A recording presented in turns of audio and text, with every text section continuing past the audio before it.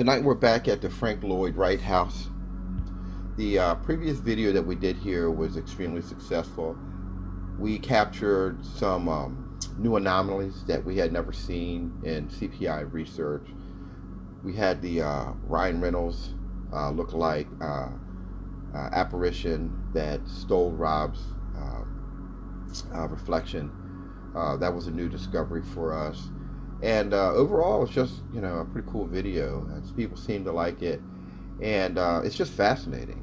So tonight's video, we really want to get a little bit more in depth with the understanding of kind of what's going on in this house, how it's affected these guys that continuously return to this location, and the entity's roles that they have with the living, and how the living is actually being taken advantage of in this house, and the reasons why we believe that they're deceiving the people who go to this house. And we just feel that at CPI we're the only people who can clear up what we believe the truth is, what's going on here. And so that's what we're going to learn tonight. So sit back and enjoy. Hi, I am TD McRoy. This is Paranormal Diagnostic. Let's get started.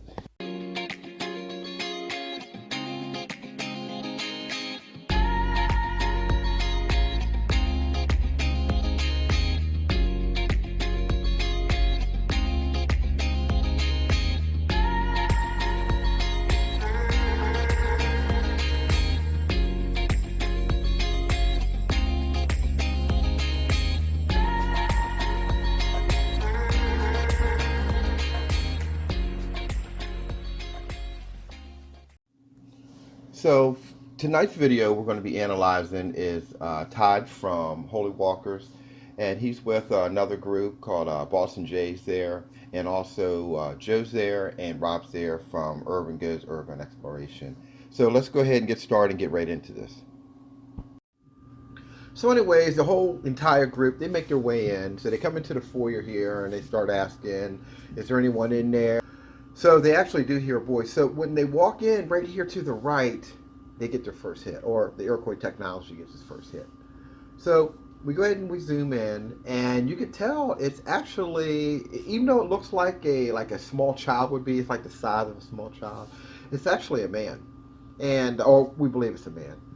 And you can see, if you look at his head, the forehead area directly in the center, it appears that he has some type of wound and his head has been bandaged.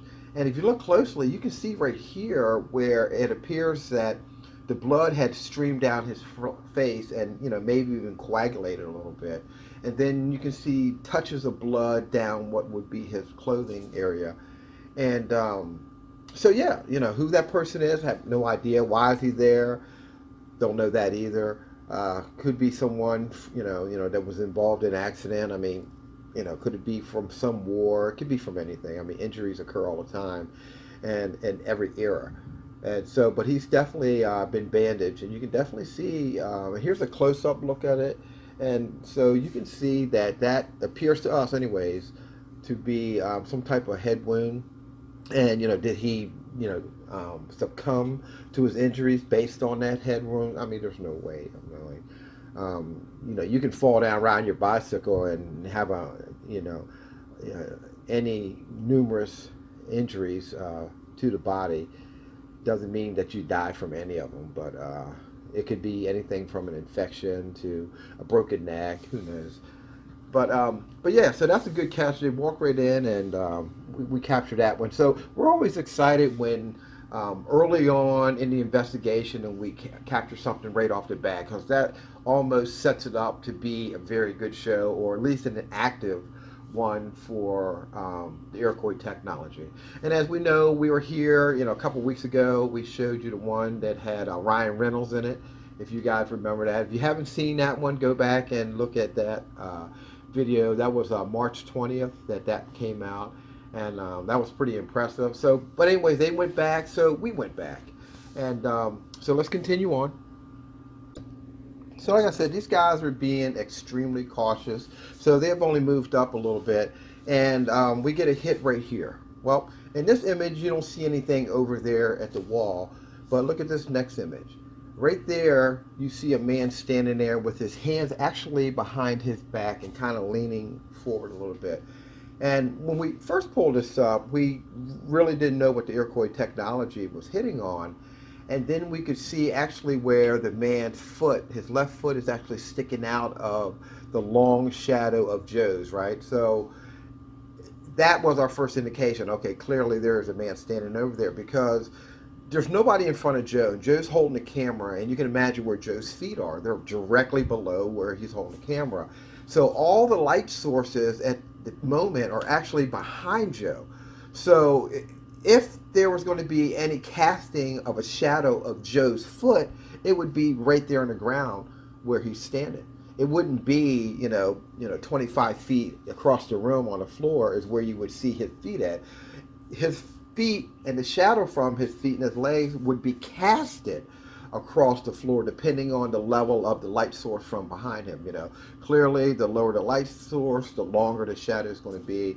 The higher the light source, the more narrow and direct the shadow would be. So in this case, to see the left foot just barely jetting out there, brings us up to the knees, the waist, and you can see where the man has his hands behind his back. And once again, we try to tell people that depending on your monitors, people are going to see different things. Some of these images we show you are going to be clear on someone's monitor, and then on another person's monitor, they're not going to be able to see it that well. So anyways, moving on. So right here, Joe makes it turn to the right. And I think that might be the Ryan Reynolds mirror. That's what we're calling it over here. And it's interesting, as he goes down this hallway, right here to the left on this wall, we get a picture, and we get a hit of a woman right there on that wall. You can barely see her. She's barely faint, but the Iroquois technology did hit on her. And so what's most interesting about this is just see where she is, and just imagine her standing there, right? And Joe walking down this hallway, and let's say she decides to jump on Joe's back.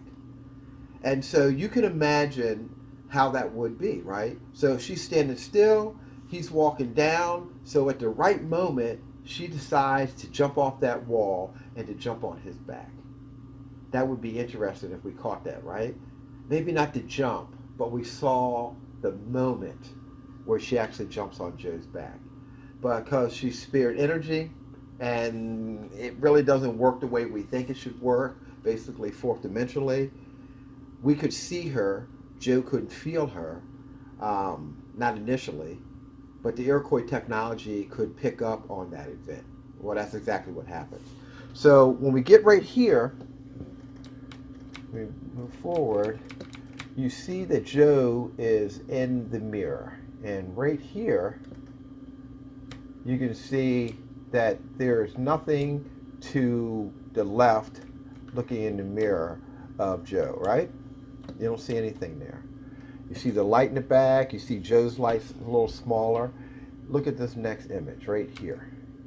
All of a sudden, that woman that was on that wall, and imagine where she was at.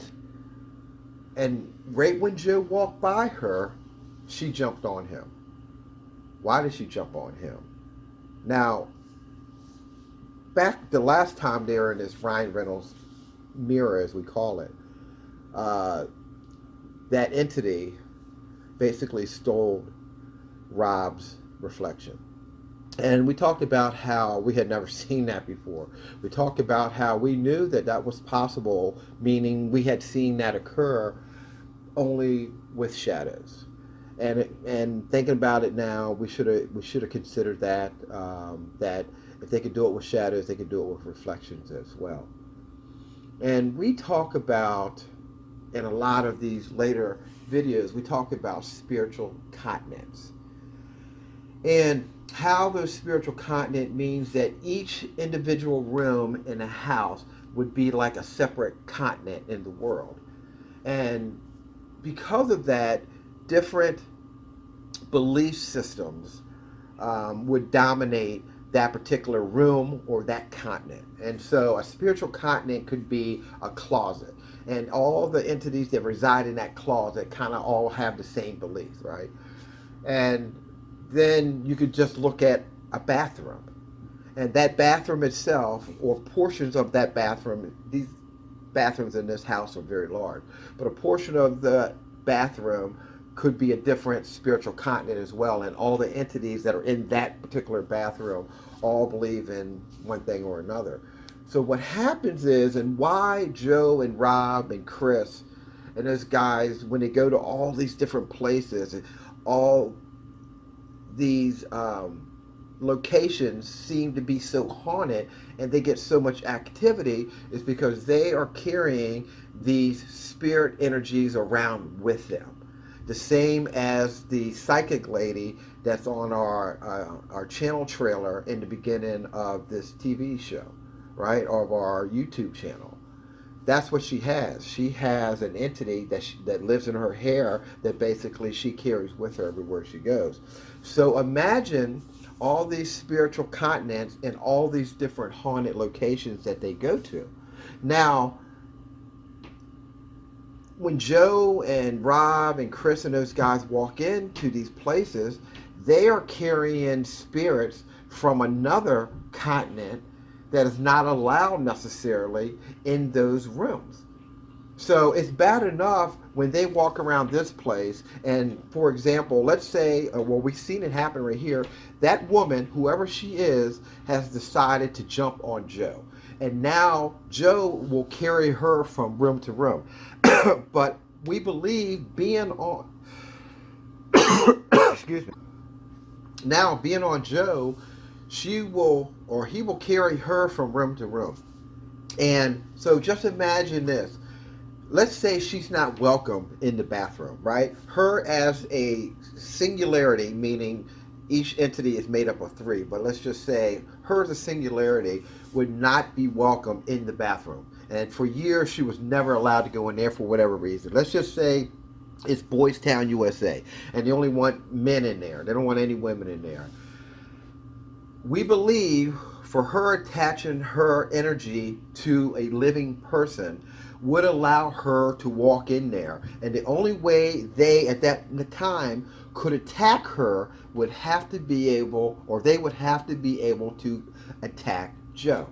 Because now she has blended with Joe's energy. She is actually commingling with Joe. Her energy would be protected by his human shell, and she would ride on top of him. So if they want to attack her, they would have to attack Joe, right? So now she waited for Joe, and when he walked past her, right here we see her jump on him. So now she's part of him. So any room that Joe goes into where she's not welcome, they're going to try to attack Joe. The same things that happen when they go to these other locations, that other people go there, other ghost hunters go there, they get nothing. And if you're a ghost hunter and you go to a lot of places that other people go to and you get nothing, there's a reason why. If you do not have an attachment like Joe, like Rob, like Chris, a lot of times they're just going to look at you and be curious about who you are, what you're doing, and why you're there filming. And it may not be a threat. You are a threat when you are walking around with spiritual continent entities on you. And those guys always are. So even if they're out in nature someplace where they're researching, like, behind a barn or something, they're getting activity out there where nobody would get activity, because they are carrying these things with them. So it is the duty of the, let's say, the sentries or the guards of their spiritual continent rooms or locations to try to get those entities that are not welcome off of them. And that's what happens. So we see her jump on him. But when she jumps on him, the other two entities that's already on Joe, they pop their head out. Check this out. So what we can see here is, number one, here's a close-up of the woman that came right off that wall. Iroquois Technology hit on her. As soon as Joe walked by her, she jumps on. As soon as she jumps on him, these other two faces show up. Here's a guy right here. That is not Joe. I don't know who that is. You can see his eyes, and look at his eyes looking down at her, right? Are these entities that have been gone with Joe that she hasn't seen, that she's been waiting for? I mean, we know that, these cultural, associations of relationships still exist in these realms. We call them walking partners, right? It's kind of like, when you go to high school or you have a job and you're really close to a person that you work with, a coworker. You may pal around with that coworker. You might be a woman and your best pal around person at work is a guy. You're not sexually attracted to him or anything, but that's just your walking partner, When you guys are off, you don't call him, he doesn't call you, and it could be two guys, that you really kind of have nothing in common outside of work. But at work, it's the person you always go to, you turn to. You're always happy to see them when they're at work. And when they're not at work, it almost seems like something's missing. There's nothing too special other than you guys kind of just relate to the environment that you're associated with. And we see that those same type of social interactions that take place in this realm as well.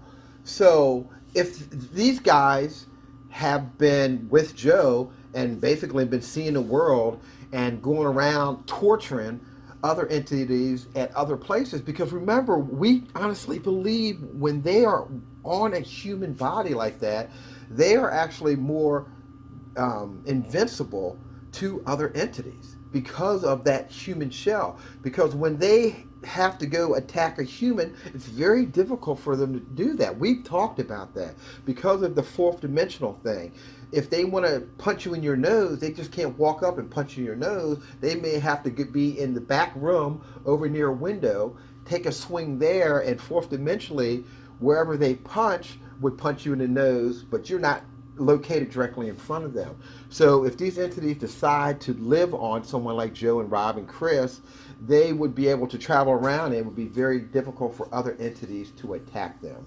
So it appears that you will see this woman here, you will see this guy here in the middle that's looking down at her, and then over here to the right, here's a very powerful looking man as well. And this is, to me, that's all part of Joe. Those spirits are what he's carrying with him. And that's why he feels all the different things he feels. He has a video out where he talks about how many trials and tribulations that he goes through to bring these videos to his subscribers that like to see all the things that he does. But he also has this struggle that he deals with constantly after putting himself in these type of environment. Well, it's because he's never left this environment. He's taken that environment with him. I say before to try to explain how cleansiness is so important in our lives, to wash ourselves constantly, to always make sure we stay clean, to make sure our house stays clean, to make sure we change our sheets in our bed all the time, to make sure we vacuum our car. All dirt, grime, soot, all carries negative particles with it. And the reason we shower, the reason we clean ourselves, we are not cleaning ourselves for an upcoming event. We really are not. If someone says, you're sitting around the house working on your yard, and someone says, hey man, let's go to dinner tonight. Okay. You go in and say, well, let me go take a shower. Technically, you're not cleaning up for that dinner date. What you are doing is you're washing the dirt, soot, grime, and any negativity that is carried with those particles off you. We are washing the past off of us. We're not washing the future off of us. Right? The future is something we haven't done yet. So we can only prepare for that, but we can't do anything about that until it actually occurs. So when we wash ourselves, when we clean ourselves, we are washing the past off of us. So when Joe and Chris and all of these guys are in these environments and they're taking these entities with them, they are washing nothing off. They just as well be sleeping in these houses every night.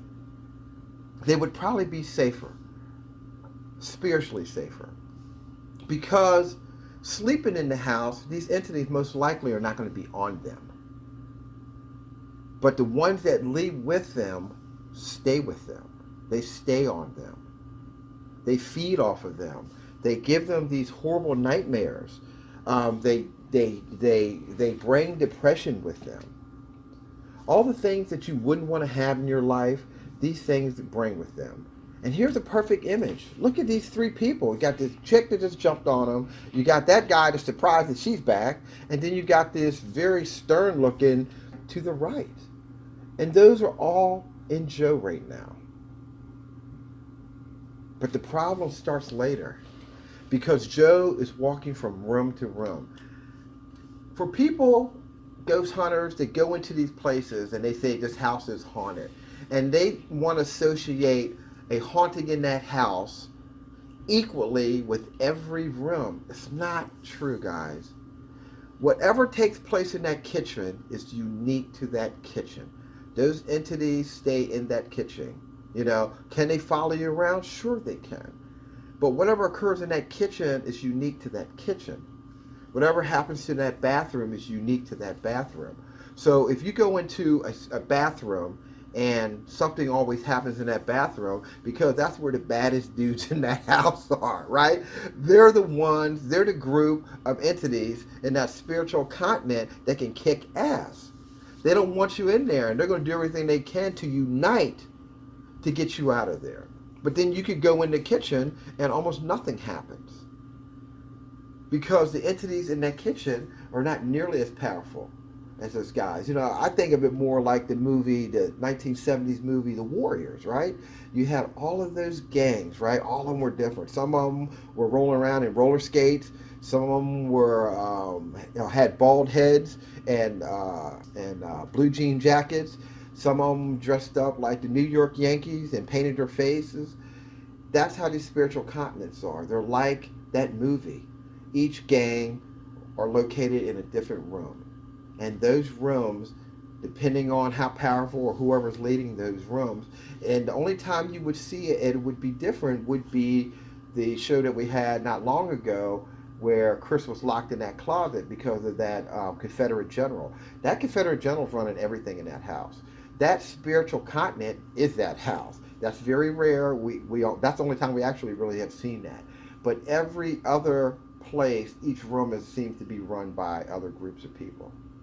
So they go into this room and there's this bathroom. It's a really long bathroom. It's got a lot of shelves and a lot of cabinets and area. So they walk down, and when they get to the end right here, now once again Joe is leading this party, right?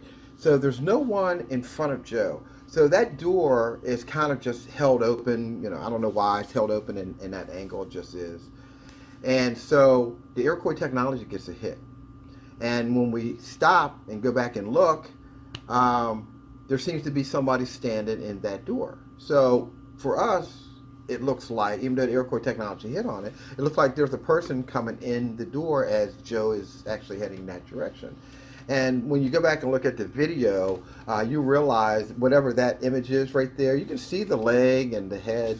There's no one standing there. Joe walks right up and goes out there and looks around. But the Iroquois Technology hit on that man, it looked like a man, standing there clearly. A lot of veiling glare for us is in shadow, so that would take, like I said, probably 5 hours to get, to pull out exactly what he looks like. That veiling glare looks pretty heavy. That veiling glare is what we basically call that shadow. And the Iroquois Technology, or I should say the dynamic filtration, can cut through veiling glare, and it can see through veiling glare, and it can build on those particles that are on the other side to get a look at exactly what that man looks like.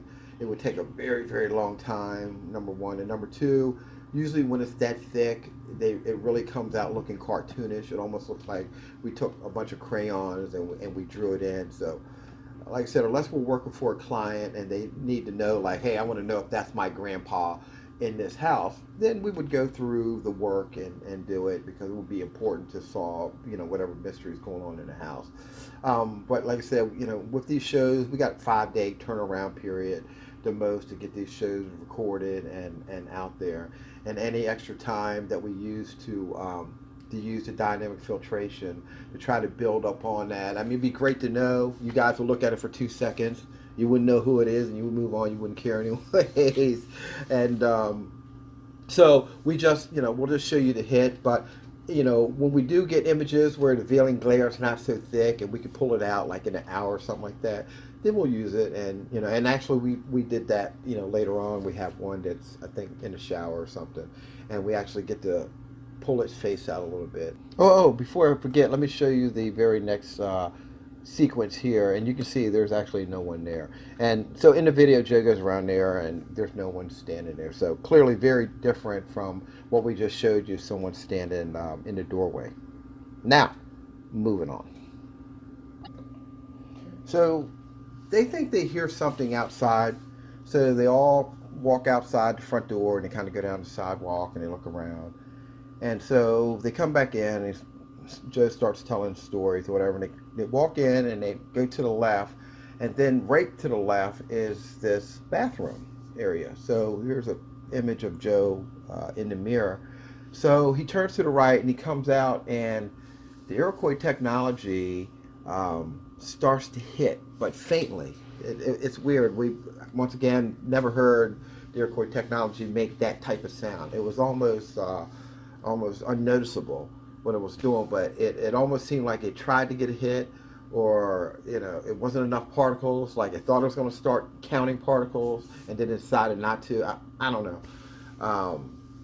Since developing this program, it does things that I can say that I never programmed it to do. It's just something based on how the entities are displaying in a piece of film footage at the time.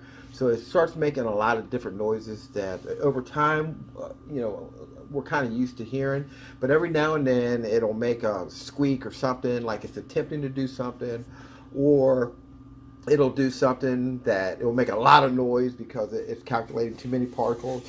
And so when he's coming out, it makes this little squeak. We don't know what it is. So as he turns kind of back, we get this little hit right here, right? And you can see it's just a little gray face that looks like a person. So we get that hit, and we figured, okay, that's what it was. It's this person's up against this wall or whatever it is over there, and they're really not, they're not really out of the wall. They're kind of blended into the wall, and because of that, the Iroquois Technology hit on it, but it really wasn't enough particles to calculate it, so it started, then it stopped, and it kind of made sense.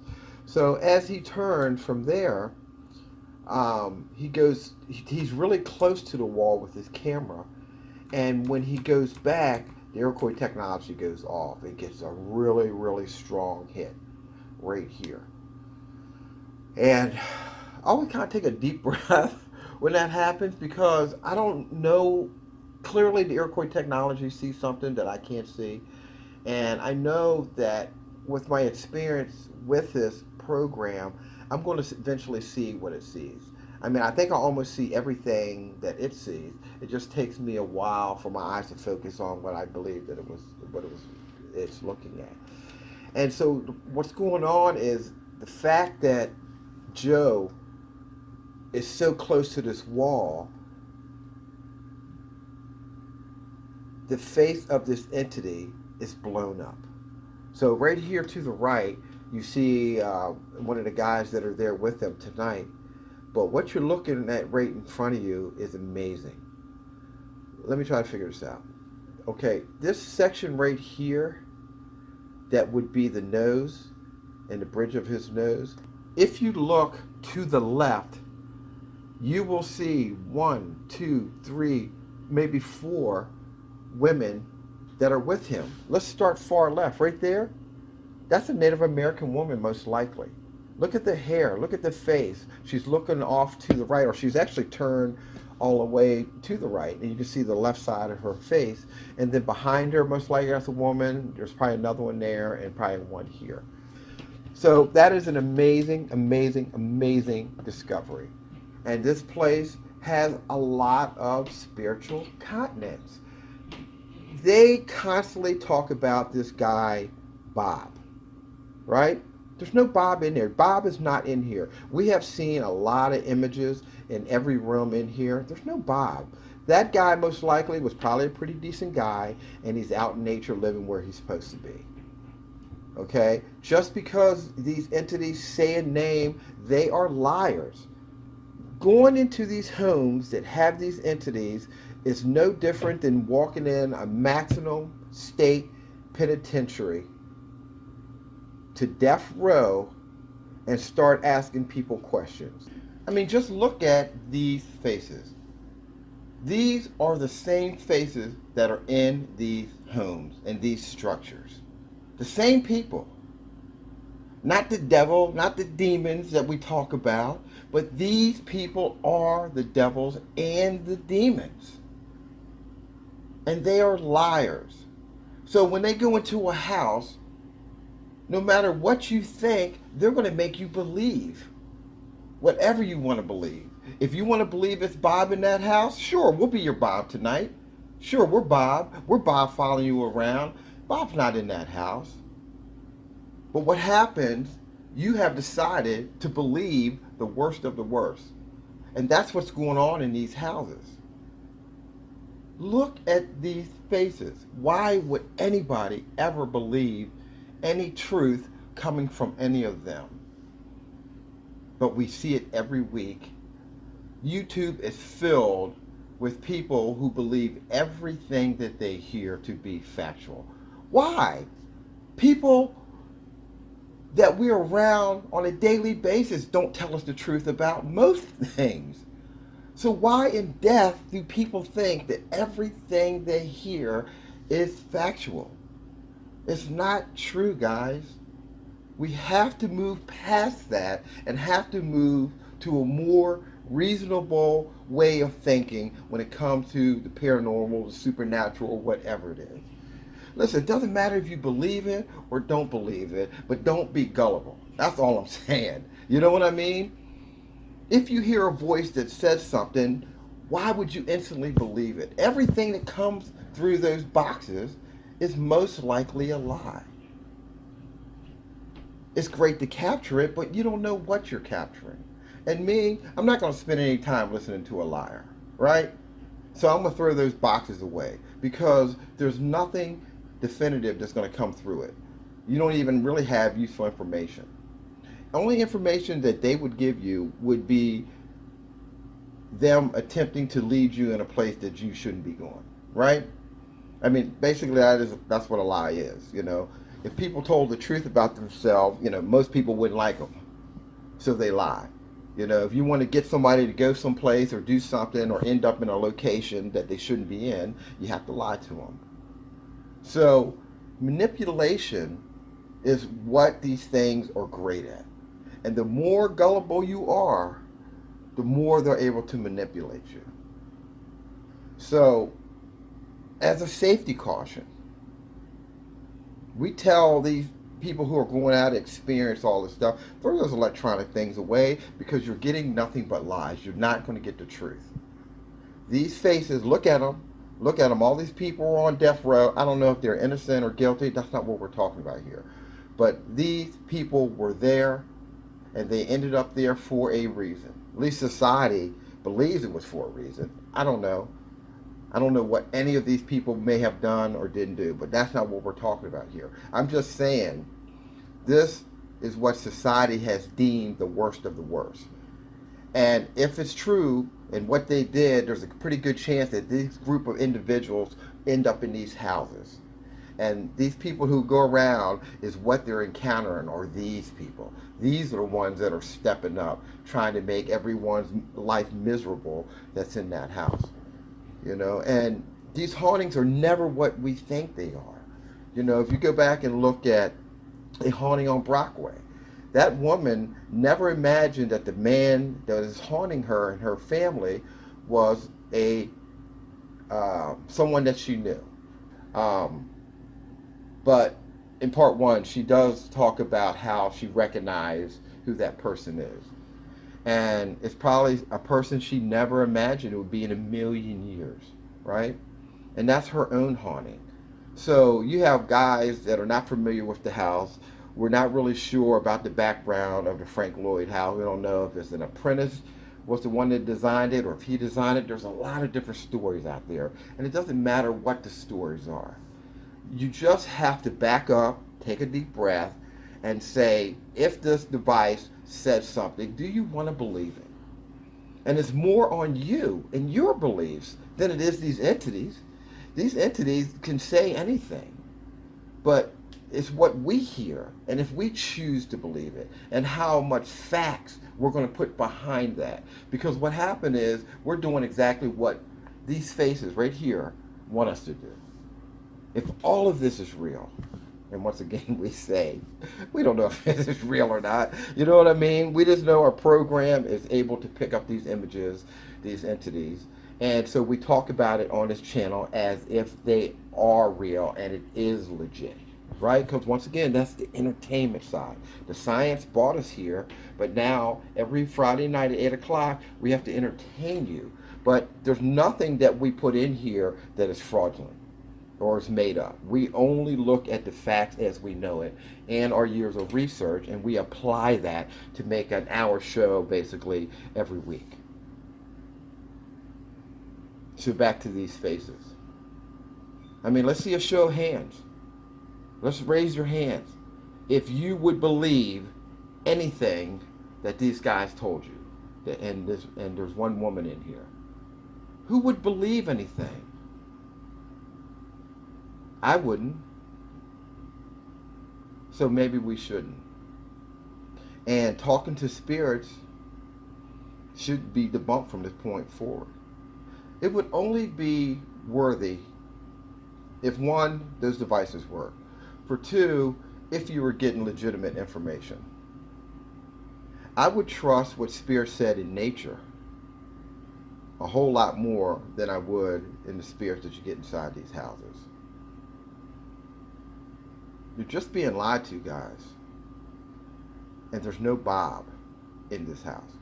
And the reason we say that we know that because if Bob was affecting their lives, the most powerful spirits always show themselves.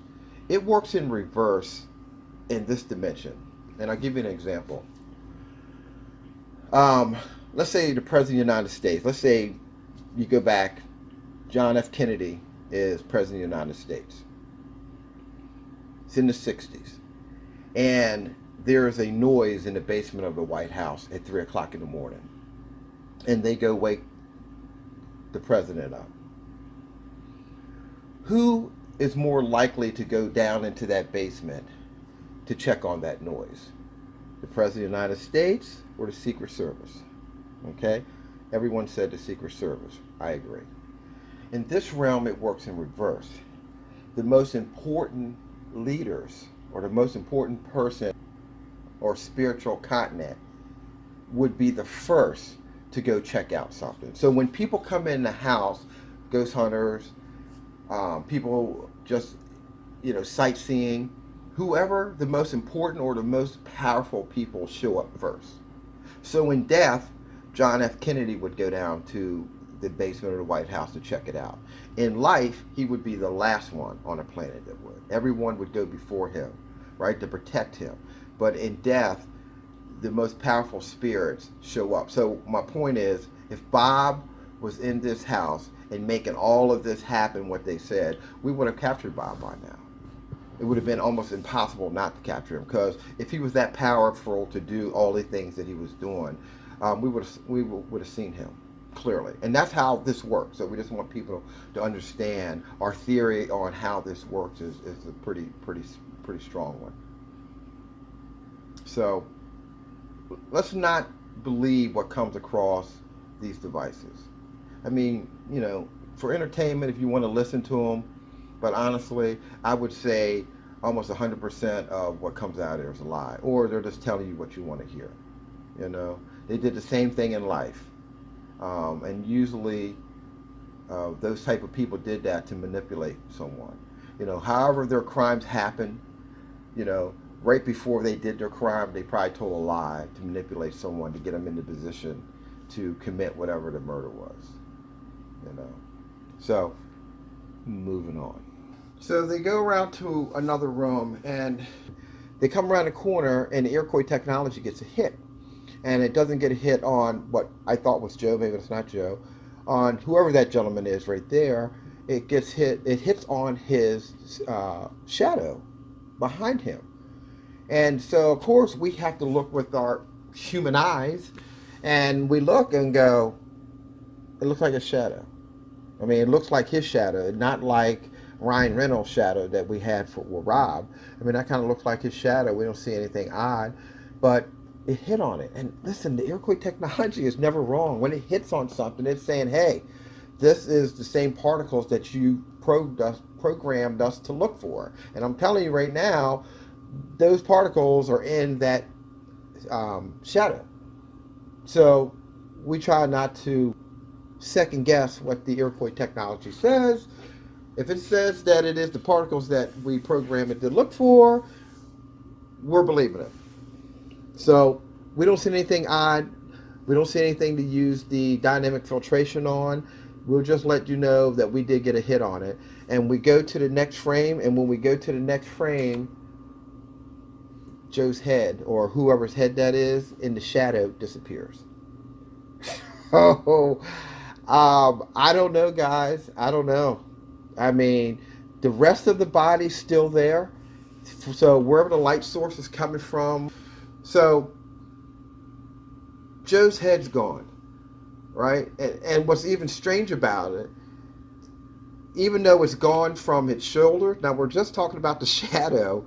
If you look down, that looks like the face of that shadow has dropped down. How is that possible? Sir, I don't know how any of this is possible. Okay? I don't know. It don't make any sense. But the Iroquois Technology did hit on it. We didn't see anything. And then we go to the very next frame, and the head on that shadow's gone. But then when you look between his legs, that's where the head is now. So I don't know. Guys, I don't know. I'm at a loss for this one.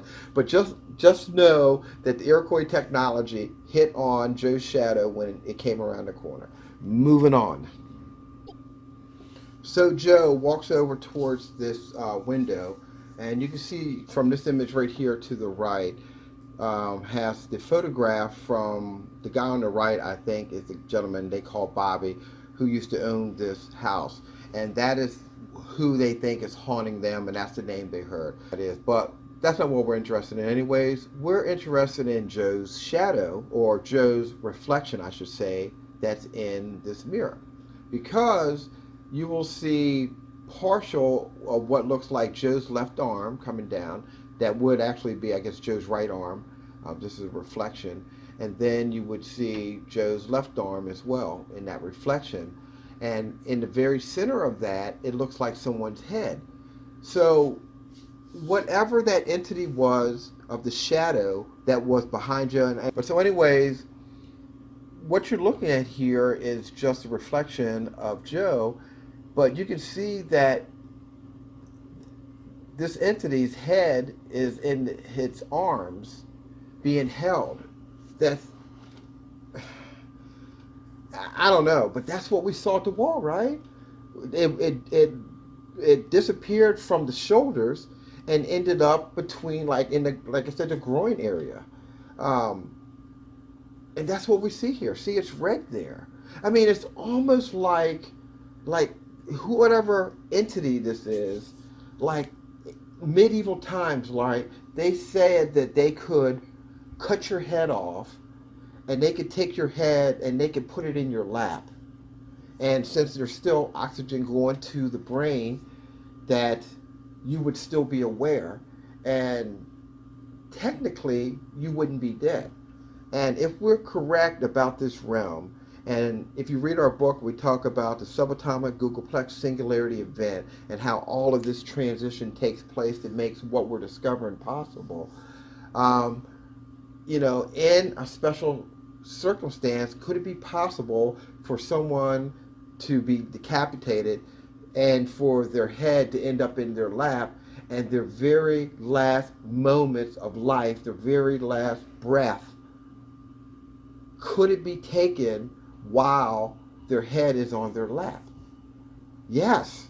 If you believe in our research, if you believe in everything that we're discovering is possible, it basically takes a snapshot of how you look at the time of death, right? So these particles would take a snapshot and radiate out of you in every direction. That's what we see in the Shroud of Turin that Jesus was wrapped in. When you look at those particles, those are caused by light photon particles that did that.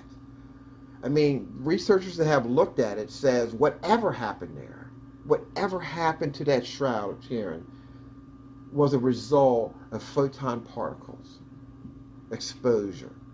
That shroud was exposed to light. So it captures how you look at the moment of death. Someone sent me an email that said, that was hilarious, that said, clothing do not have spirit energy. So it would be impossible for clothing to be over there in the afterlife. I mean, that's how small-minded some of these people are. Listen, it comes back to basic science, and it comes back to a snapshot. That's like saying, well, your clothing are not real in a snapshot. So if I take a picture of you, your clothing shouldn't be on you. No.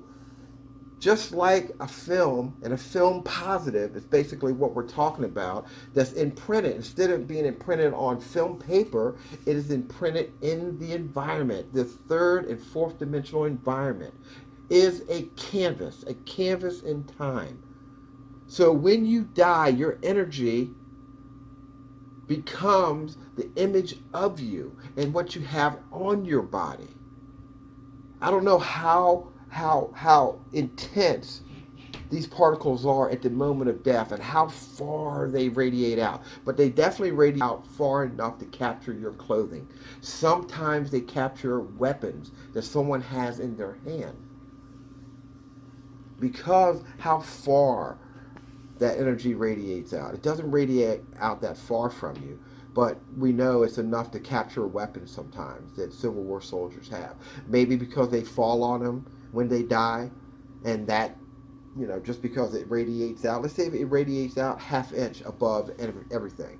Half inch above your nose, half-inch above the top of your head, your toes. So in that small space, if it radiated out a half-inch, it could capture part of a weapon that if you were laying on it. And that's how we look at it scientifically. Do clothing have, spirit, energy, life force? No, that's not how this works. And if anyone thinks it works that way, they're not paying attention to this channel, and they're not paying attention to our research. It's just a snapshot of who you were. The energy radiates out, takes a snapshot, and imprints it on the fourth dimension. Then they're able to cast that stereographic projection back onto an existence where they once resided. That would be the third dimension. And once it's here, they're able to control it based on entanglement. Two particles who share the same properties that were once linked are now separated by great distances, but they still interact with each other. It's all basic physics, guys. It's all we're talking about here. The tough part was creating physics that didn't exist to make the Iroquois technology work. That was the challenge, but we did that. All you have to do is try to understand what's going on moving forward.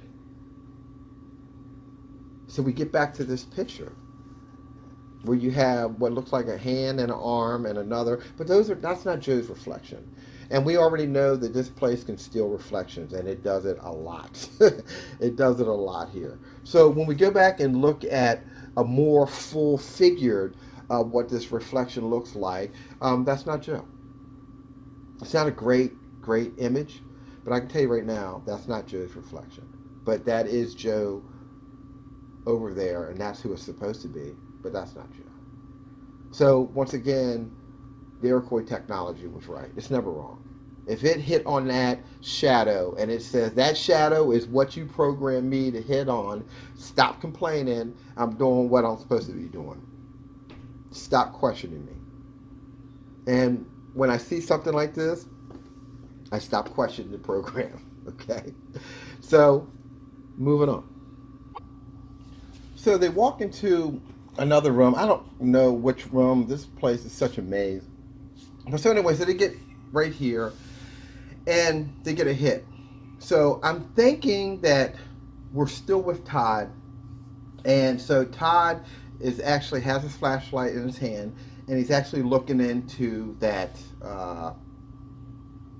mirror. It almost looks like a place where, like a sauna room would be. I don't know if it is or not. That's what it looks like to me, like how they would have those small windows to look into the sauna. And so we get a hit on Todd's reflection.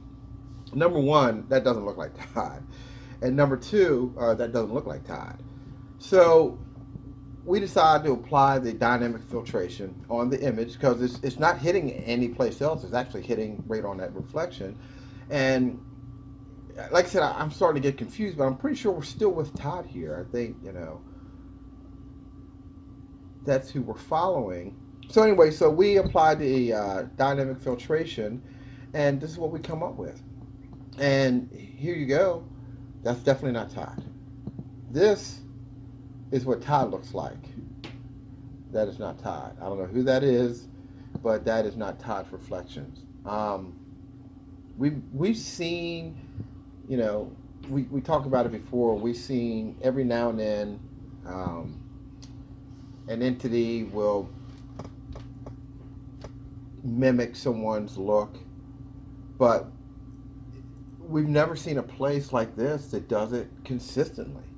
I mean, over and over and over again, they are basically taking, well, to be honest with you, this is Todd's shadow. We know that most likely Joe and Rob's reflection was stolen the very first time they were in this. Once they're taken, and whatever they return to you is not the same thing.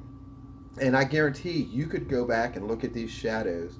Look at these reflections, and I guarantee there's something about the eyes, the nose, and the mouth that would be different. And there's one of these videos where actually Joe says that. He says when he looks at his reflection in these mirrors, it's like it's not him looking back. He doesn't recognize himself anymore the way he once looked. And that would make sense because that's what we picked up, with this research, that these things have the ability to steal your reflection. And, once we all die, and if any of this stuff is real, the stuff that we'll probably learn that will probably make so much sense about socially how people act in this world. There's probably a lot of reasons why people act the way they do in this world, and I wouldn't be surprised if supernatural influences doesn't play a huge role. Because honestly, now, if I'm right, I believe we live in a supernatural world. I think that's where it starts. We all should wake up one day and say, we live in a supernatural world. The things we do, schizophrenic people, our theory is that it may have a lot to do with the supernatural world. And because of that, the way those people should be treated might be better served if it's done from a supernatural standpoint. People that have voices in their head, from what our research shows, those people could have that. And they could have it for a long time. And let's say if we used the Iroquois technology on schizophrenic and saw the same image that's on our travel channel trailer on people who are schizophrenic. Wouldn't that be crazy if you look at it like that, to go, the voices in their heads are real? That would be something. Now, of course, we don't have any proof of that, but knowing that if what we're showing is even possible, could it be possible for these things to live on people and literally drive them crazy? And listen, while we're on that subject, I don't think it's such a great idea that Joe and all these people keep invoking Bobby's name. Because look at it like this. As far as the Iroquois Technology is concerned, Bobby is not in that house. And if you understand our research says if you were basically a positive person and you had the ability to love everybody, every culture, black, white, Chinese, Jewish, whatever it is, you were a person who naturally could love all of those people just like some people love animals, right? There's people who are out there are the biggest animal lovers on the planet. And anything that they see, any harm that comes to any type of animal breaks their heart. Well, what's most interesting about a lot of those people, they don't feel the same way about humans. So let's say Bobby was a lover of people. Let's say he gave to his community. He spent, even though he was rich, he spent a lot of his time doing for others. And because of that, Bobby's not in his house. He's out in nature where he should be. But the people who are stuck in his house are jealous of him. Never liked him because he was a goody two shoes. And he was always helping people out. And those people honored him and appreciated him and respected him for what he did for the community and what he did for others. But the people stuck in his houses are selfish people. They wouldn't do anything for anyone but themselves. So now, what are they doing? These ghost hunters coming here, here's a chance for them to soil Bobby's name. Let's make everybody that comes in here, everybody that watches those YouTube channels, those millions and millions of people that tune in every year to see all of this, make them think that Bobby's a bad guy, that he's following them around, that he's hurting them, he's throwing them across the room, he's stealing their reflections. And the truth of it is, Bobby's not doing any of that. Why? Because you got a bunch of people who bought into a lie. And it's been a lie from day one. Stop invoking Bobby's name. That guy most likely was a good guy and he has moved on and he is out in nature living his life. Stop saying Bobby is responsible for all of these bad deeds. Number one, these entities would never give you their name because they're all freaking criminals, right? So what do? They give you a name of a guy that was a good guy. And so we all go around saying, oh, it's Bobby. Bobby's doing it. He's the bad one, because that's what they always wanted. They're getting their way, and they're using us to do it. And it just empowers them. Let's do more stuff because they're all going to think it's Bobby anyways. We all hate Bobby, right, guys? Yeah, we hate Bobby. You just got a bunch of jealousy in there because that's who these people are. Jealousy, greed, envy, all of that stuff that you have in you, all that stuff, that's where it's going to end up.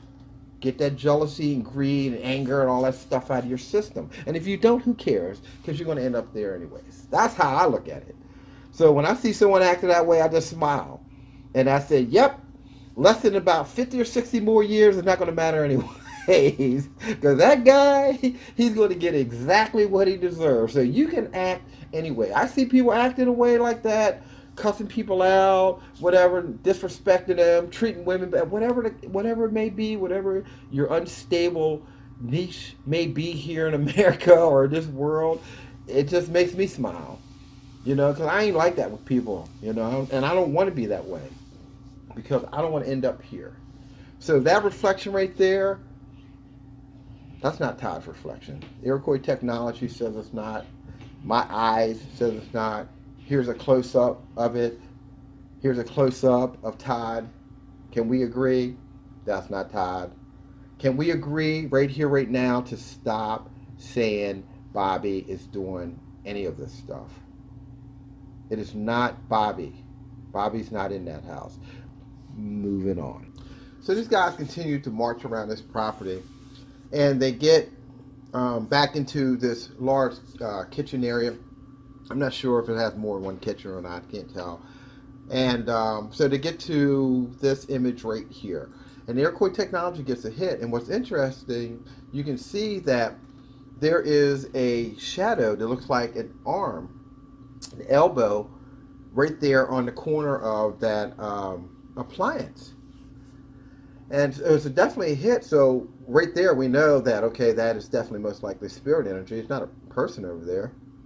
So when we go to the next several frames, you can see it actually steps all the way out, and it is actually a full body apparition and in shadow. So it has that, what we call that veiling glare over it. And here's a very interesting image as well. You can, definitely see it almost looks like a woman there a little bit, at least the head of it. The arm could be a woman as well. So when you look at this frame, it definitely looks like a woman. It could be a woman's arm and elbow there, and that's very clear.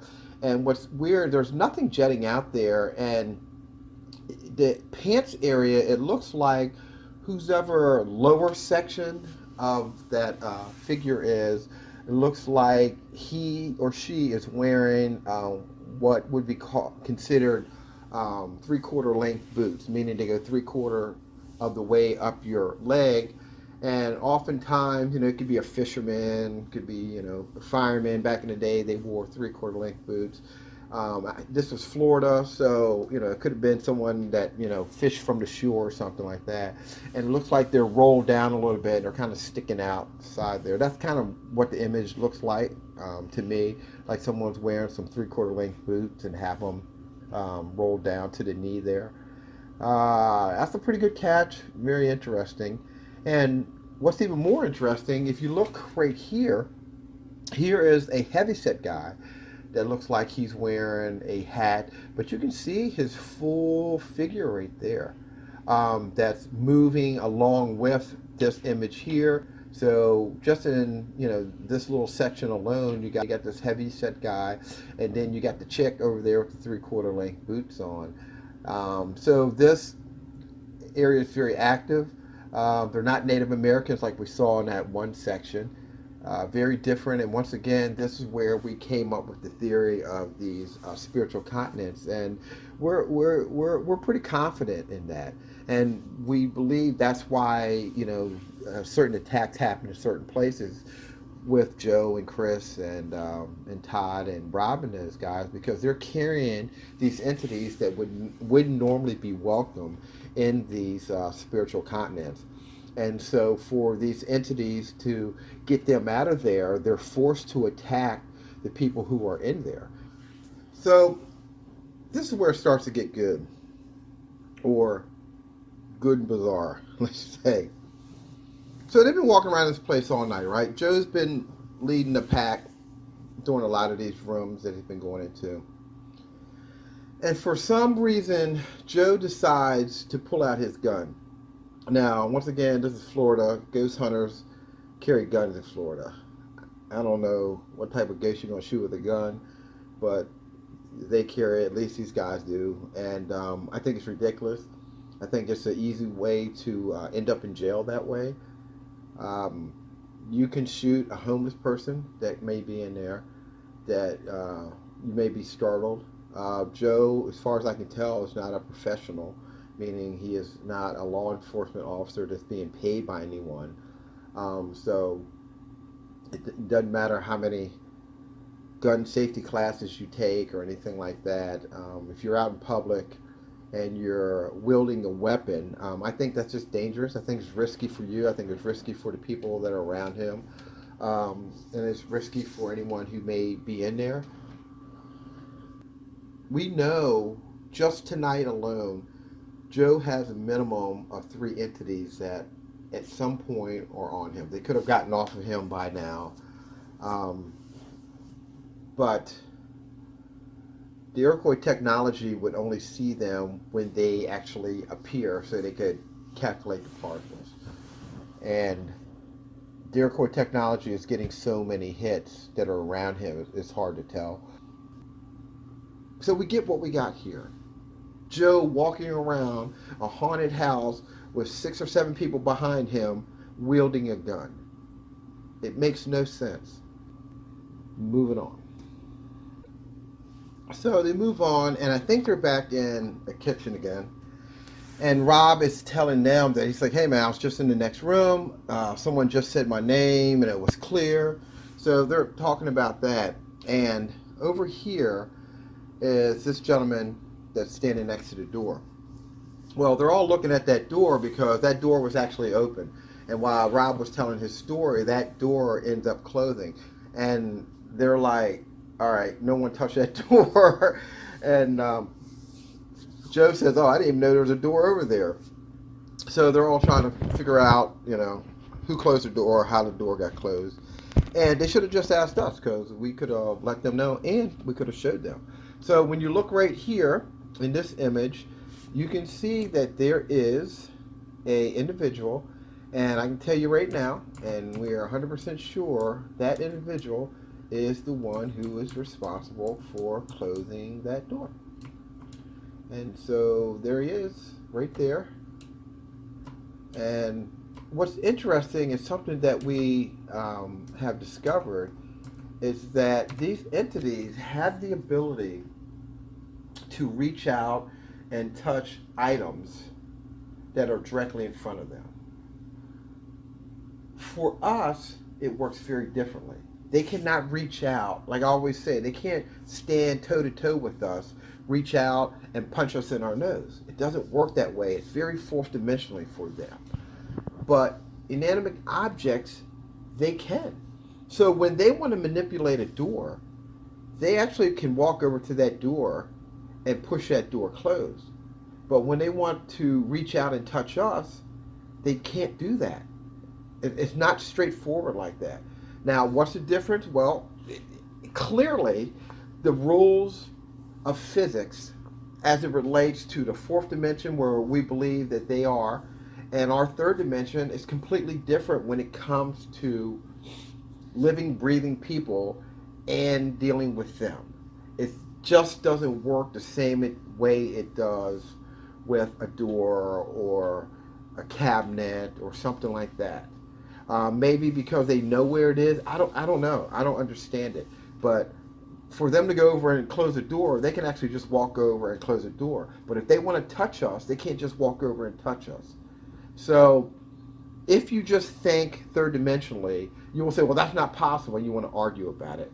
You got to understand these are fourth dimensional beings casting a stereographic projection back onto a third dimensional realm. I say that all the time. Our physics and their physics are not the same. Time does not exist in their realm like it does us. I explained that. Also, we don't believe that math exists in the fourth dimension at all. Third dimensional math is exclusive to this realm. Now, is there fourth dimensional math, or could there be math in there? Sure. But you would have to exist in a fourth dimension, just like you were the day that you were born or the day that mankind was born, and they had to develop language and they had to develop math. You didn't show up, first man didn't put his feet upon the soil, and the next day you start doing calculus. It didn't work that way. So in the fourth dimension, if there is math, it won't be ours, because our math will not work over there. Moving on. So they end up hearing, I guess, a noise back in this bathroom. So once again, Joe's leading the party, and he walks in, and they start getting a lot of these feelings and stuff, like something big is getting ready to happen.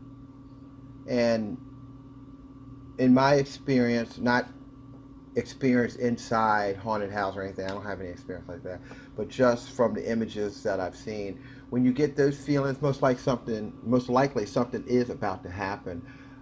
If they're able to pinpoint you, would be what would be difficult for them to make it happen. But the smaller confined space you're in, a lot easier would be for these entities to maneuver and to pinpoint you, then it would be in like an open floor plan area. So Joe is leading. He goes all the way back towards where the shower is, and he gets leveled. And the energy literally just knocks him down. And this image right here is at the moment when Joe gets attacked. And initially, you would think that that's just the shakiness of the film or the camera from when he gets attacked. But the truth of it is, the Iroquois technology hits all over this. So all of that fuzziness is actually spirit energy. And so right here to the right, you can actually see what looks like the dark shadow of a human head there.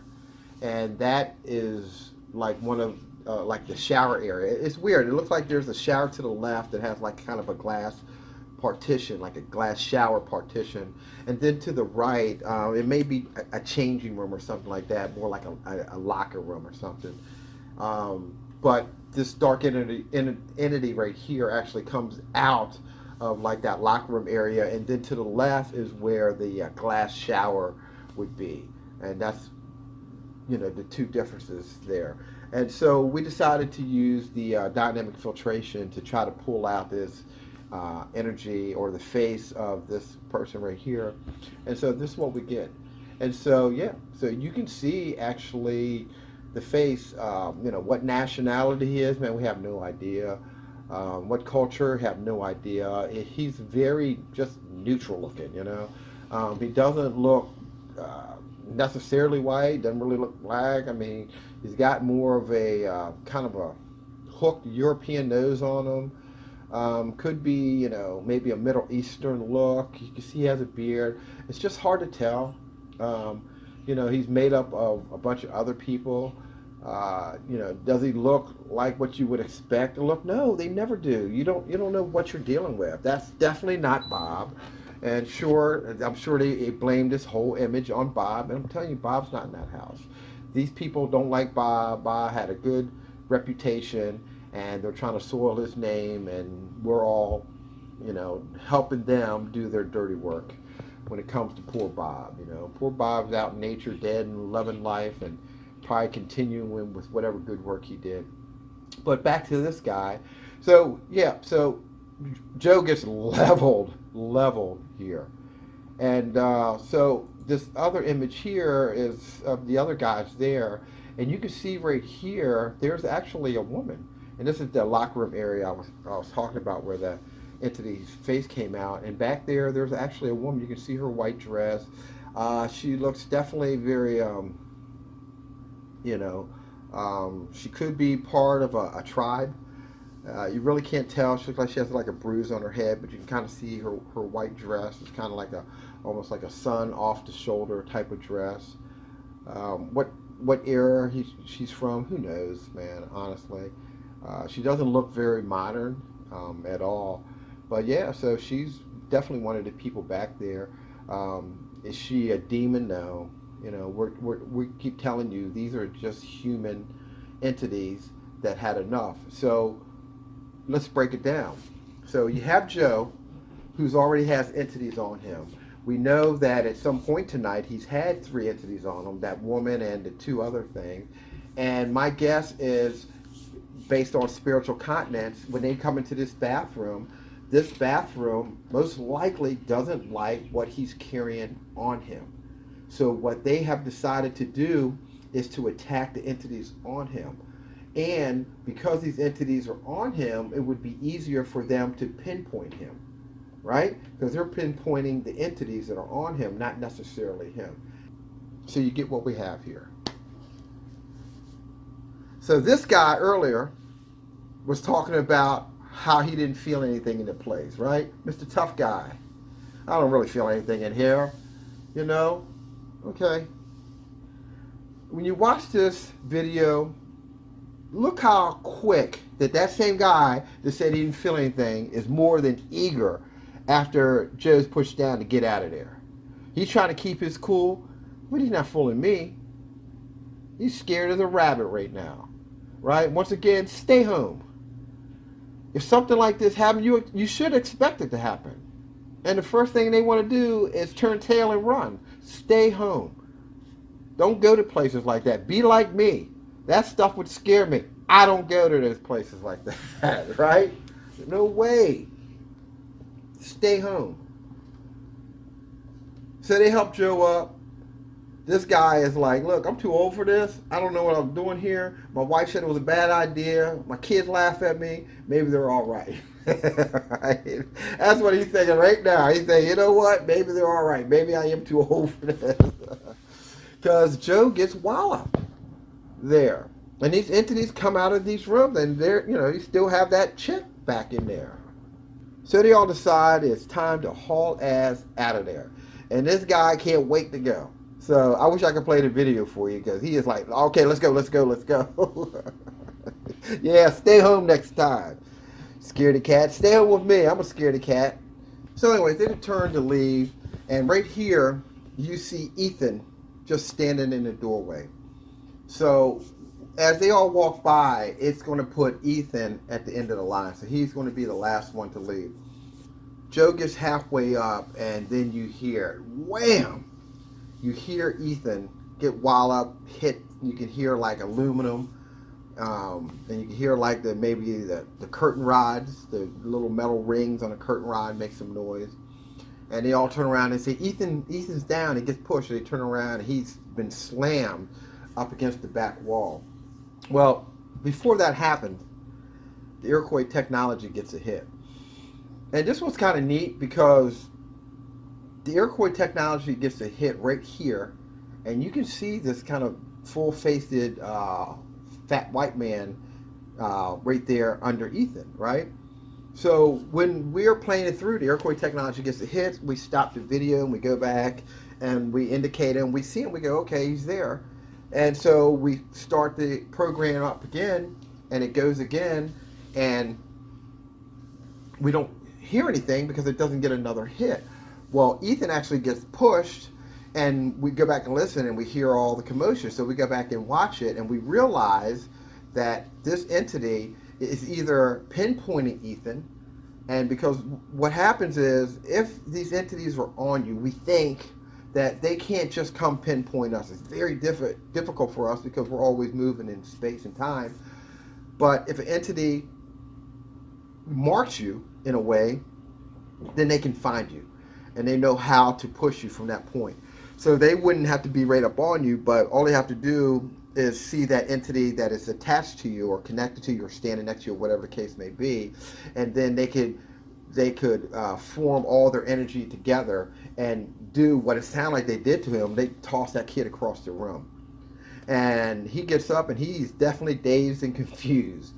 And do I believe it happened? Absolutely. Did I see it happen? No. Did the Iroquois Technology pick up on it happen? Absolutely not. Only thing we picked up on is the face of this man right before that happened. Everything else we're just speculating about.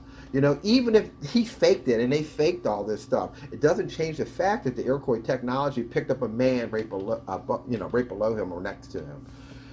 But if they didn't fake it, this would be the first indication that something was going to happen. But we don't think that this old man, doesn't matter if he's old or not, but we don't think this image of this old man was the one who's responsible. We think that they have the ability to pinpoint where he was, and then they use their energy to knock him back against the room. Fascinating. Moving on. So anyway, so they pick him up, and they end up moving out of there. So as soon as they get out of the bathroom, they just feel how the temperature has dropped in there. And so that really scares them, because it is like ice cold everywhere in there. And they're all like, oh man, pick up the pace, let's get out of here. So Joe, who has these entities on him, whenever you go back and watch his videos, anytime something like this starts to happen, he is always drawn back to that place. He can never go. That's where he really wants to stay, because he wants to go back and fight. I'm not sure if it's him as much as the entities that are on him.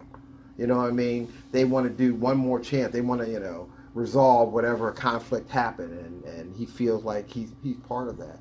So I don't know how long these things have been on him, other than I know that they got on Joe in his first video. My guess is Joe was probably a very different man before that video than he is after that video. And all these years since then, I'm sure he's just going through a lot of different stages and stuff like that in his life. And he actually talks about it. Once again, I would love to interview him based on our science and our research side of it. And maybe it could help him, or I could help explain a lot what he's going through. And maybe if we're able to correspond with each other, maybe I can give him the answers. Because I'm sure that he's probably going through a rough time. I don't know how you could have this energy. It's almost like someone hooking up a very low electric shock to you. Very, very, low in intensity. So they get out of there.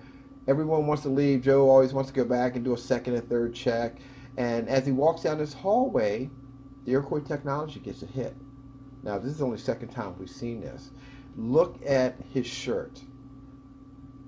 Those look like fingers right here and right here.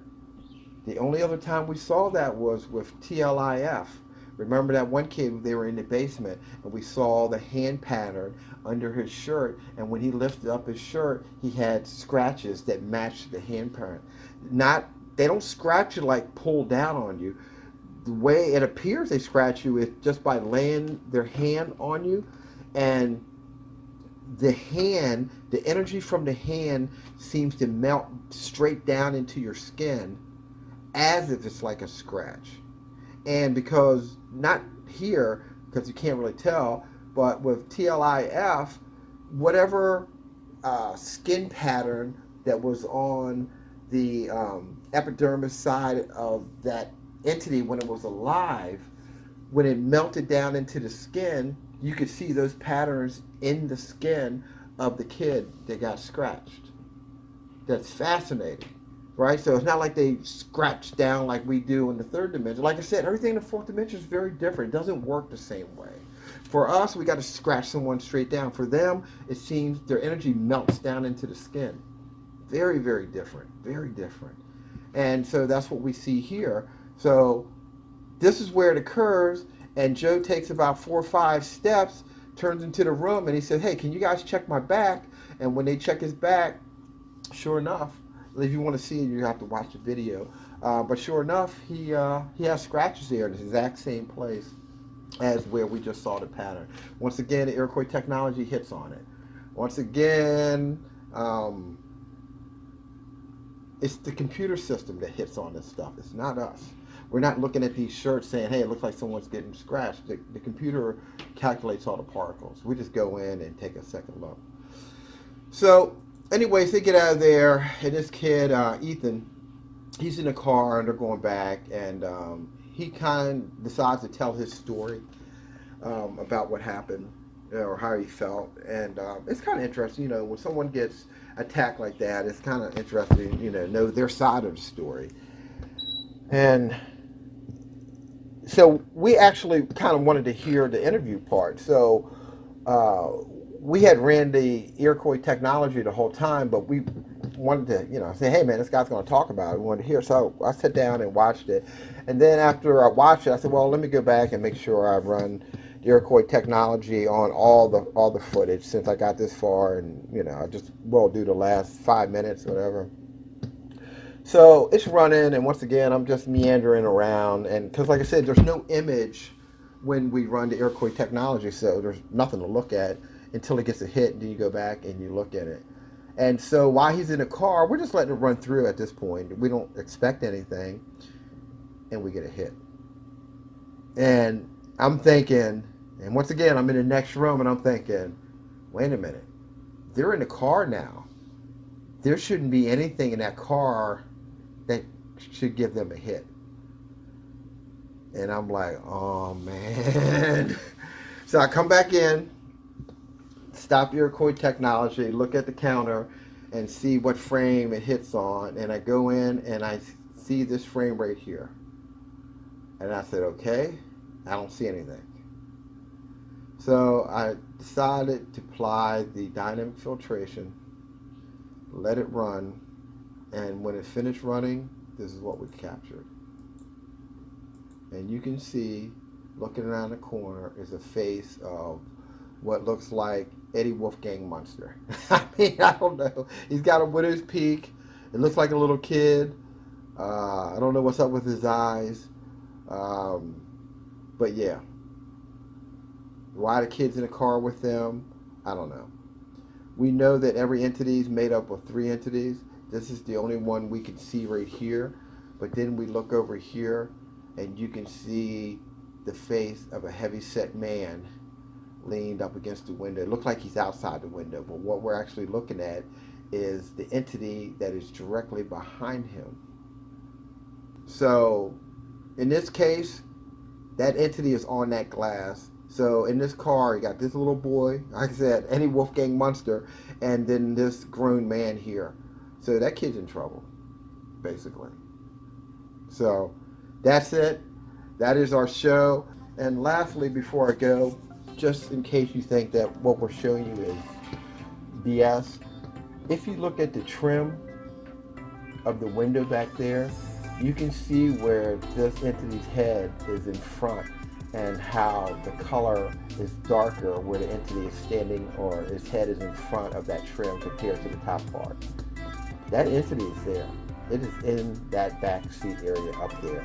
And my guess, that's what these things right here, that little boy and that man, is what's going to be haunting them or haunting him for probably years to come. His entire life has been changed. He's been touched by him. He's also been marked by him. So who knows what this kid's going to end up doing.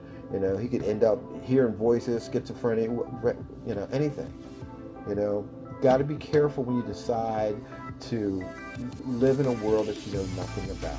And as far as I can tell, none of these investigators know anything about this realm. You know why? Because we're the only ones that are starting to learn about it, and we're shocked at what we learn every week. And we have images and a way to look at these things and research them. These guys don't have anything. You know, they're just going from what the next or the ghost hunter came before them told, and all of what they said was wrong anyways, you know. When they talk about residual haunting, no such thing, residual haunting. What are you talking about? You know, it's just something that someone made up that everyone's using. And there's no such thing as a residual haunting, you know? But they still use these terms. It's amazing to us. So anyways, love you guys. Great show. I enjoyed doing it. Had a lot to say. And once again, tune in next week because we're definitely going to be back. Love you guys. Ciao. I'm out.